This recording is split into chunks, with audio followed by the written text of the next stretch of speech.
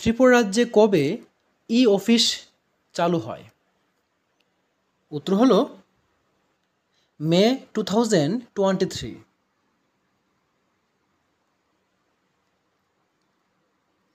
Next question number 2, কোন রাষ্ট্রপতি ত্রিপুরা রাজ্যের ফল হিসাবে কুইন আনারস ঘোষণা করেন? উত্তর হলো রামনাথ কোবিন্দ।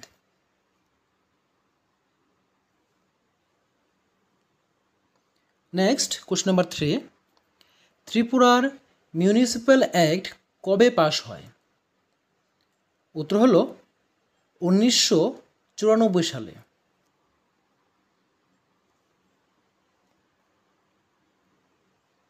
কোশ্চেন নাম্বার 4, ত্রিপুরা কবে সি ক্যাটাগরি স্টেট হিসাবে মর্যাদা পায়? উত্তর হচ্ছে 26শে জানুয়ারি 1950 সালে।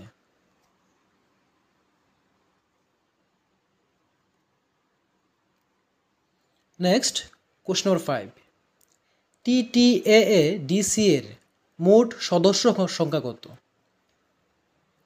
উত্তর হলো TTAADC এর মোট সদস্য সংখ্যা হলো 30 জন।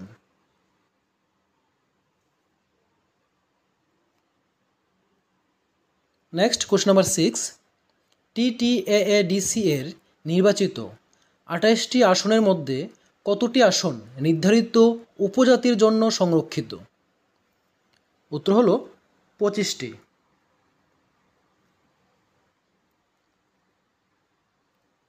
কোশ্চেন নাম্বার 7, ত্রিপুরার কৃতদাস প্রথা কে বিলুপ্ত করেন? উত্তর হলো মহারাজা Birchandra.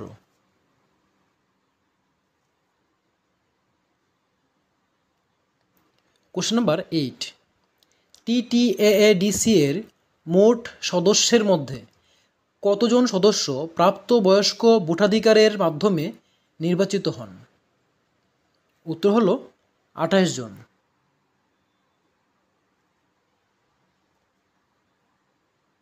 Next question number 9, TTAADC এর কতজন সদস্য রাজ্যপাল কর্তৃক মনোনীত হন? উত্তর হলো 2 জন।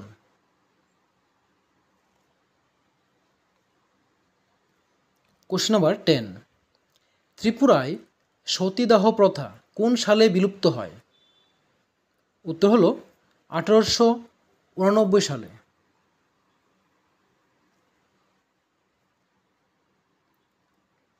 কোশ্চেন নাম্বার 11, 1760 সালে ত্রিপুরা রাজধানী উদয়পুর থেকে কে পুরাতন আগরতলায় স্থানান্তরিত করেছিলেন? উত্তর হলো মহারাজা কৃষ্ণ কিশোর মাণিক্য।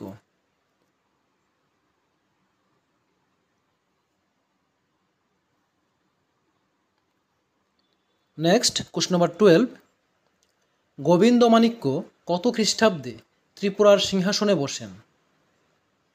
উত্তর হলো 1660 খ্রিস্টাব্দে।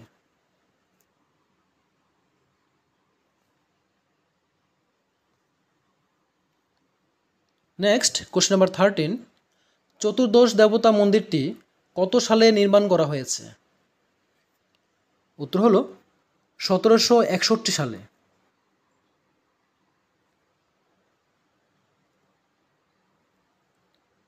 কোশ্চেন নাম্বার 14, আইন ই আকবরী গ্রন্থে ত্রিপুরার কোন রাজার নাম পাওয়া যায়?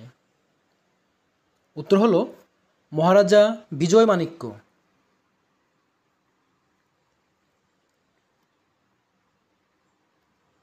কোশ্চেন নাম্বার 15, কৃষ্ণমালা গ্রন্থটি কে রচনা করেছিলেন? উত্তর হলো পণ্ডিত রামগঙ্গা বিশারদ। এ হলো আজকের ক্লাসের 15টি ইম্পর্টেন্ট কোশ্চেন। আর এরকমই গুরুত্বপূর্ণ ক্লাস পাওয়ার জন্য তোমরা যারা এখনও চ্যানেলটিকে সাবস্ক্রাইব করোনি, সাবস্ক্রাইব করে নিও। আর যদি আজকের এই ক্লাসটি ভালো লেগে থাকে অবশ্যই লাইক, কমেন্ট এবং শেয়ার করে দিও। তো আজকের জন্য ক্লাসটি এখানে শেষ করছি। দেখা হবে পরবর্তী ক্লাসে পরবর্তী টপিক নিয়ে। ততক্ষণ সবাই ভালো থেকো, সুস্থ থেকো।